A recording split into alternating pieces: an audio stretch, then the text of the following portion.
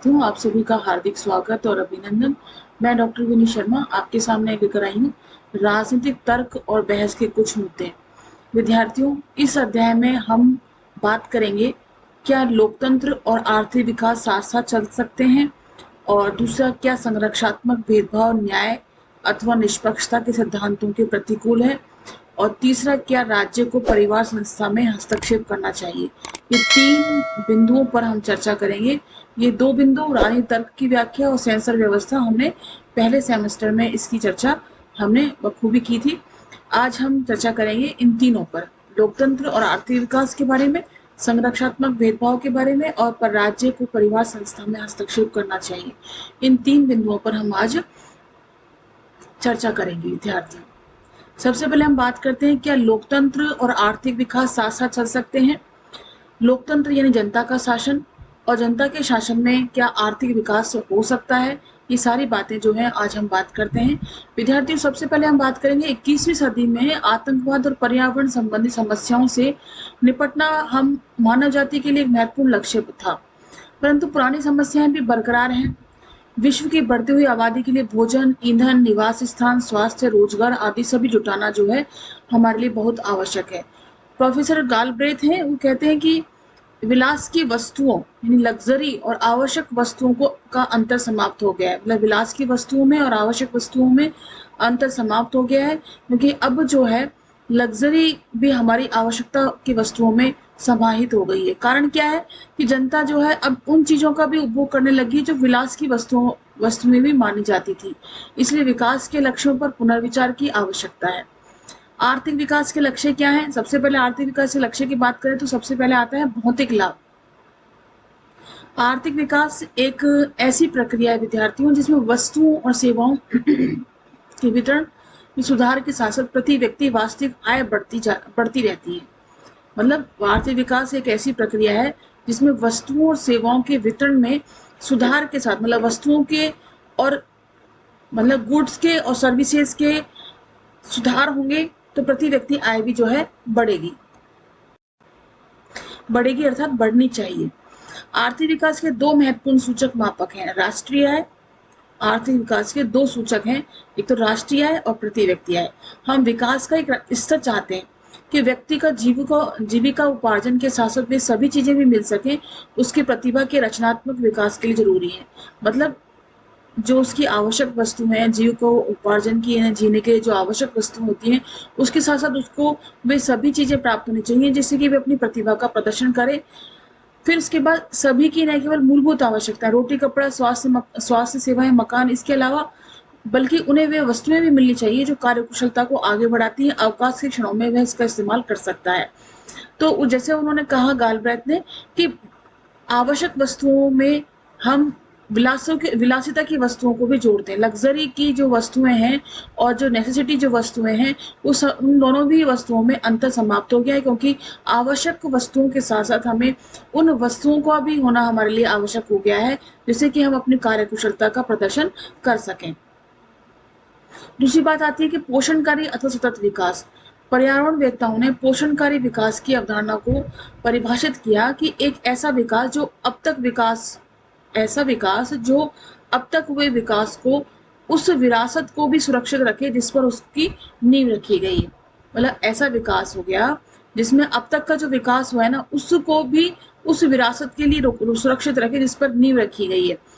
अर्थात जिस विरासत पे हमारी नींव या धरा रखी गई है, वो विरासत भी सुरक्षित रहे और आने वाले जो हमारी संभावनाएं हैं वे भी सुरक्षित रहे।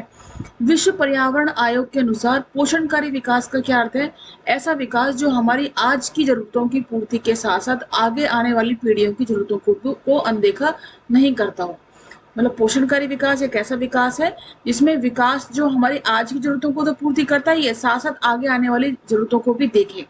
ठीक है, जैसे मान लो वन, झील, नदी, खान आदि प्राकृतिक संसाधनों का इस्तेमाल करते समय हमें यह नहीं भूलना चाहिए कि प्रति की धारक क्षमता सीमित है। यदि उसका अतिक्रमण हमने कर लिया तो प्रकृति उसका बदला अवश्य लेगी। और दूसरी बात यह भी कि प्राकृतिक संसाधन केवल हमारे लिए नहीं है, आगे आने वाली पीढ़ियों के लिए भी है, तो उसका दोहन उतना ही करना चाहिए युक्तिसंगत रूप से जितना कि आवश्यक है। तो ये धारणा गलत है कि जब तक जियो सुख से जियो, ऋण लेकर भी घी खाओ, ये बिल्कुल गलत है। और सारी प्रकृति हमारी है, इसलिए पूरी तरह से उसका शोषण करना चाहिए, युक्ति संगत नहीं है। मतलब प्रकृति हमारी है, प्रकृति हमारी नहीं, प्रकृति हम सबकी है, आने वाली पीढ़ी की भी प्रकृति है। तो पीवी नरसिम्हा राव है, वो कहते हैं कि आज के आसान विकल्प कल हमारे लिए पश्चाताप का कारण न बन जाए, इस चीज का हमें ध्यान रखना चाहिए। विकास के लिए व्यक्ति को आरामदायक वस्त्र, अच्छा मकान, रुचिकर पौष्टिक भोजन, परिवहन के अच्छे साधन चाहिए। कारखानों द्वारा विनिर्मित वस्तुओं के लिए कच्चा माल, कपास, लकड़ी, लोहा, ये सभी चाहिए। इसके अलावा और भी बहुत सी चीजें हैं, जैसे कि चमड़ा, पशु की खालें, मिट्टी का तेल, पेट्रोल। इस प्रकार प्रकृति का लगातार विनाश होता रहता है। आवश्यकता इस बात की कि प्रकृति का निर्दयता पूर्वक दोहन नहीं किया जाना चाहिए। प्रकृति को यह मौका दिया जाए कि उसकी जो क्षति हो रही है उसकी क्षतिपूर्ति होती रहे, मतलब जो क्षति हो रही है उसकी पूर्ति होती रहे, मतलब उसका भी भरपाई जो है होती रहे। प्राकृतिक संसाधनों के रिक्तीकरण को रोका जाए। ऐसा नहीं कि आज हमने जो प्राकृतिक संसाधन उनका उपयोग कर लिया है, वो प्राकृतिक संसाधन आने वाली पीढ़ी को उपलब्धि ना हो, तो वो रिक्तता है वो समाप्त होनी चाहिए। समाज से कमजोर वर्गों का कल्याण की बात है, तो ये आवश्यक है कि आर्थिक प्रगति का लाभ निचले वर्गों तक ही पहुंचे, निचले वर्गों तक भी पहुंचे, मतलब आर्थिक प्रगति का लाभ ऊपरी तबके तक ही ना होकर के निचले तबके तक भी पहुंचना चाहिए। विकासशील देश इतनी प्रतीक्षा नहीं कर सकते कि उन तक ये लाभ बूंद बूंद करके पहुंचे, मतलब धीरे धीरे करके पहुंचे।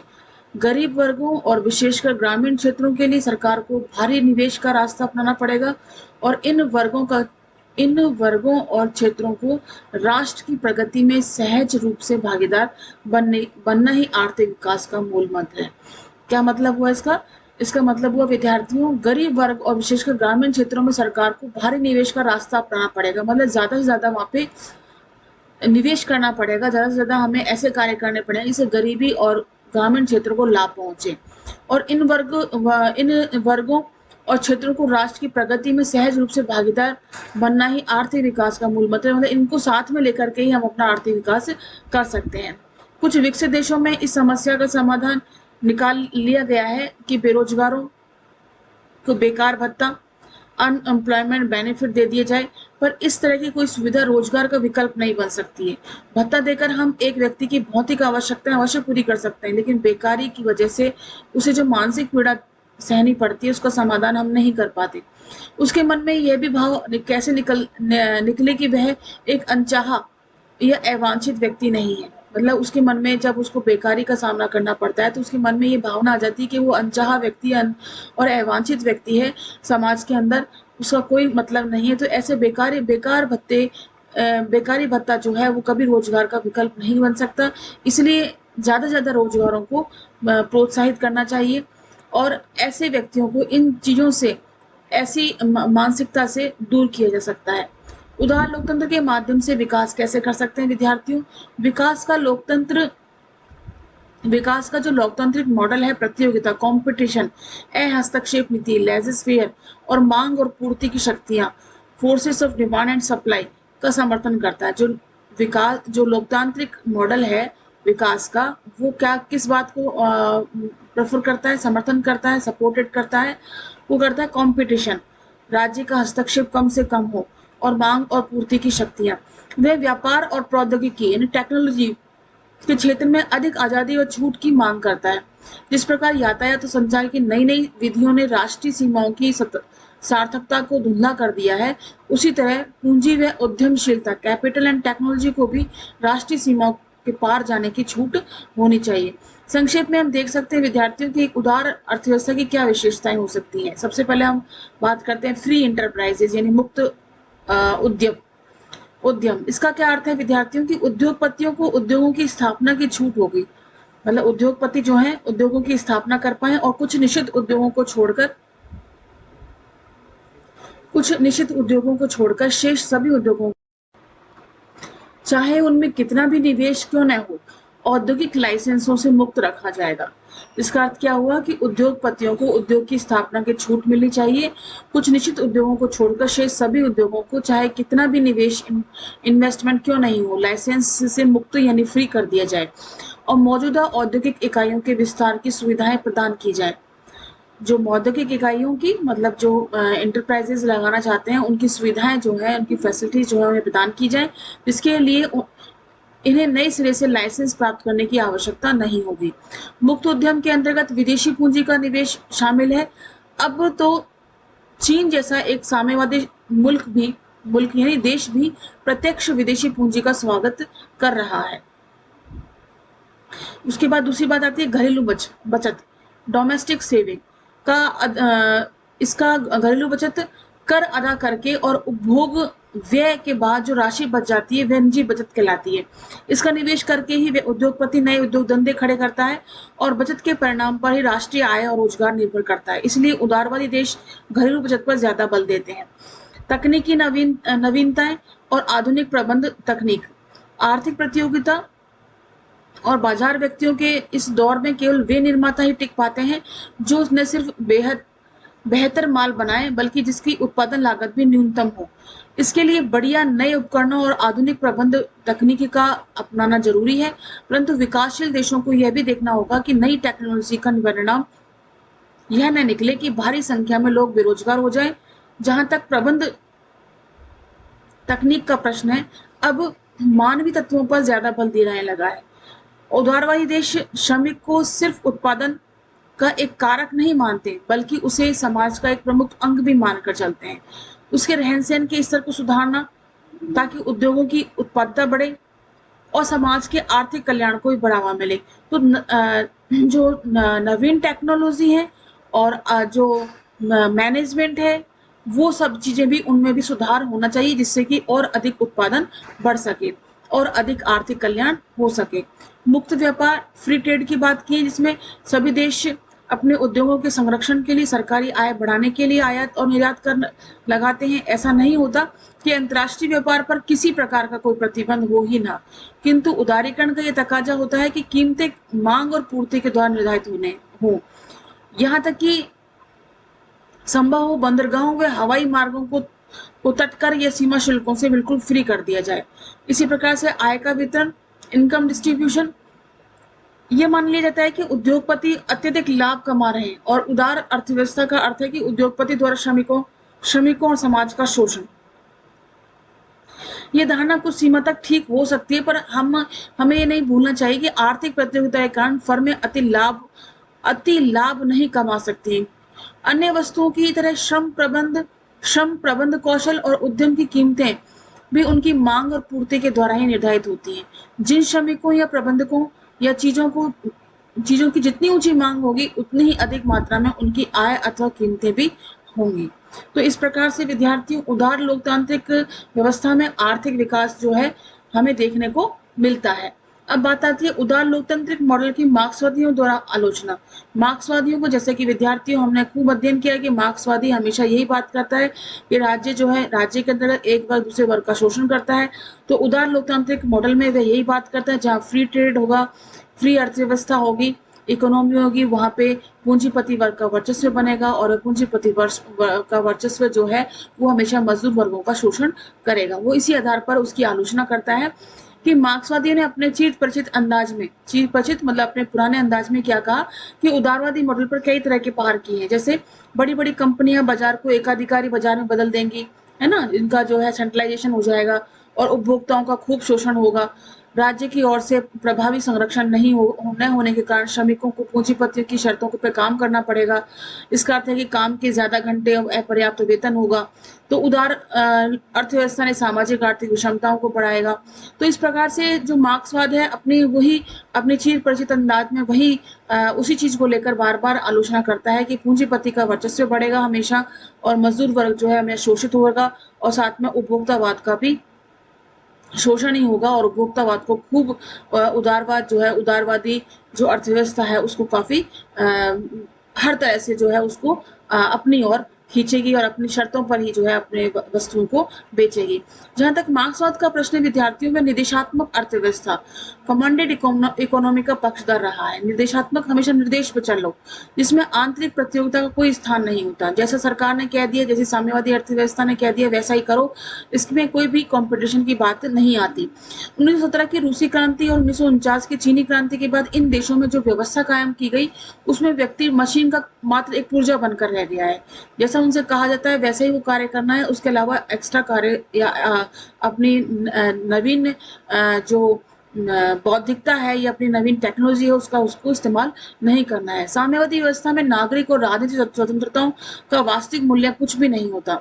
रूस, चीन, अन्य कम्युनिस्ट देशों में बहुत बड़े पैमाने पर राजनीति राजनीतिक विरोधियों का सफाया किया गया।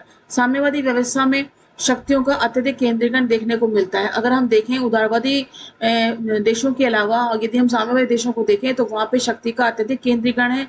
वहाँ पे साम्यवादी सरकार ने सारी शक्तियां जो है अपने हाथ में केंद्रित कर रखी हैं। उसमें न लोकतंत्र सुरक्षित होता है, न ही व्यक्ति की गरिमा को कोई स्थान मिलता है। इसलिए रूस और पूर्वी यूरोप के सभी देशों से साम्यवाद का सफाया हो चुका है, वो साम्यवाद खत्म हो चुका है और चीन ने भी काफी सीमा तक बाजार अर्थव्यवस्था को मतलब मार्केट इकोनॉमी को अपनाने में समझौता कर लिया है और इसलिए विकास के परंपरागत मार्क्सवादी मॉडल का अब कोई विशेष महत्व नहीं रह गया है।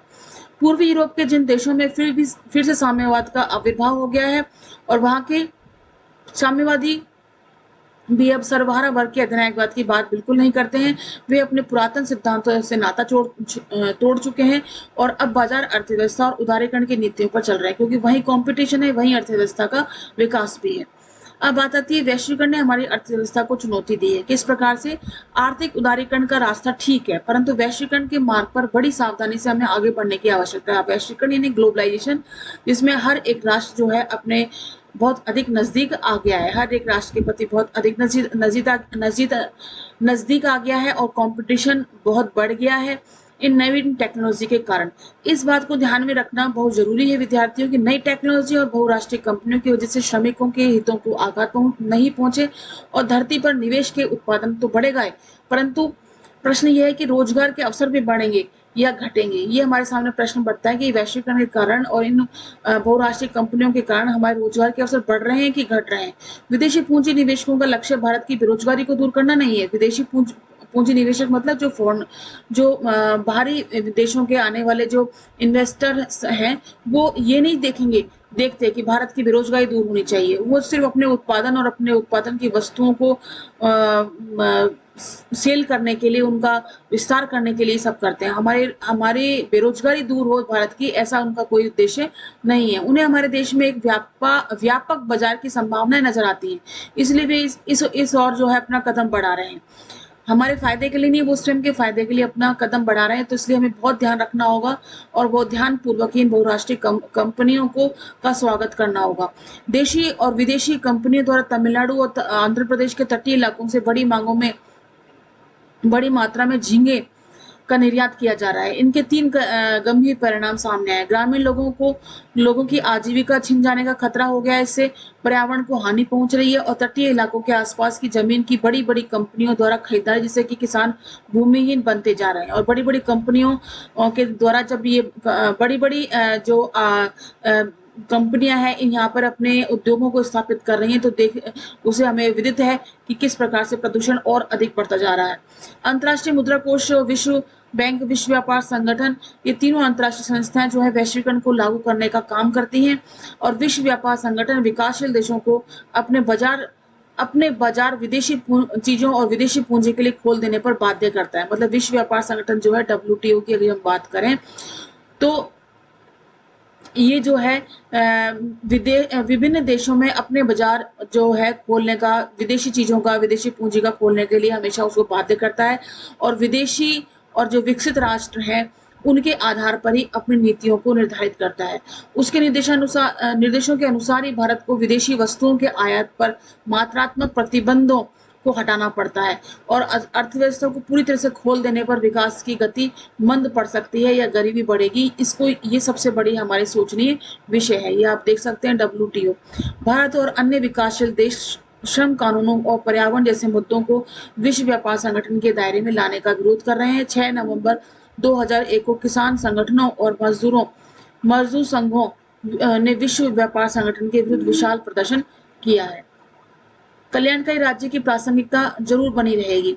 लोक कल्याणकारी राज्य इन शब्दों का प्रयोग सबसे पहले आर्च बिशप टेम्पल की पुस्तक सिटीजन एंड चर्चमैन में किया और 1914 में ये प्रकाशित हुई। परंतु ये धारणा काफी पुरानी है विद्यार्थियों कि राज्य को जनता के सामाजिक आर्थिक कल्याण की चिंता करनी चाहिए। किसको? राज्य को। ब्रिटेन को लोक कल्याणकारी राज्यों की जननी कहा जाता है, मदर ऑफ वेलफेयर स्टेट कहा जाता है ब्रिटेन को। वह 20वीं शताब्दी के प्रारंभिक वर्षों में ही राज्य ने कई कल्याणकारी योजनाएं शुरू की। जैसे 1906 में गरीब परिवारों के बच्चों को स्कूलों में दोपहर का भोजन देने की व्यवस्था की। 1908 में 70 वर्ष और उससे अधिक आयु के बूढ़े लोगों के लिए वृद्धावस्था पेंशन की शुरुआत करी, ओल्ड एज पेंशन लागू किया। ऐसे 1911 में 160 पाउंड में कम वार्षिक वेतन पाने वाले लोगों को बीमारी के विरुद्ध आर्थिक सुरक्षा प्रदान की। तो इस प्रकार से कल्याणकारी राज्य की प्रासंगिकता भी बहुत जरूरी है। ब्रिटेन के प्रसिद्ध अर्थशास्त्री जॉन किन्स हैं। उन्होंने कल्याणकारी राज्य की संकल्पना का एक प्रमुख प्रतिपादक हैं। कल्याणकारी राज्य के कौन? अर्थशास्त्री जॉन किन्स। उन्होंने 1930 के दशक में आर्थिक मंदी से उत्पन्न संकट के समाधान के लिए बहुत सारी योजनाएं पेश की और कीन्स ने राज्य का दायित्व बताया कि नागरिकों के रहन सहन और खान पान का अच्छा स्तर हो। बच्चों को शिक्षा के साधन सुलभ होने चाहिए। ब्रिटेन में 1942 की बेवरेज रिपोर्ट में सामाजिक आर्थिक सुरक्षा की दृष्टि से एक ऐतिहासिक दस्तावेज भी था। 1942 का जो बेवरेज रिपोर्ट है वो सामाजिक आर्थिक दृष्टि से काफी हिस्टोरिकल डॉक्यूमेंट बना और इस रिपोर्ट में राष्ट्रीय बीमा योजना पर विशेष बल दिया गया, जिसमें कि बीमारी, अस्वस्थता और बेकारी की स्थिति में नागरिकों की सुरक्षा सुनिश्चित की जानी जरूरी थी। सेकेंड वर्ल्ड वॉर के बाद राज्य के कार्यों में भारी वृद्धि हुई। ब्रिटेन में 1947 में राष्ट्रीय स्वास्थ्य सेवा और राष्ट्रीय बीमा से संबंधित कानून बने। America, Canada, France, Netherlands, Norway, Sweden और स्विट्जरलैंड में जन कल्याणकारी कार्यों पर विशेष बल दिया गया। भारत में लोक कल्याणकारी राज्यों की ही श्रेणी में आता रहा है। इन सभी देशों में राज्य सामाजिक और आर्थिक परिवर्तन का महत्वपूर्ण साधन भी बन गया है। शिक्षा, स्वास्थ्य, आवास, बेरोजगारी से सुरक्षा की जिम्मेदारी बहुत अंशों तक राज्य की ही बनी रहेगी। इसलिए कल्याणकारी राज्य का आदर जितना प्रासंगिक पहले था उतना ही आज भी है।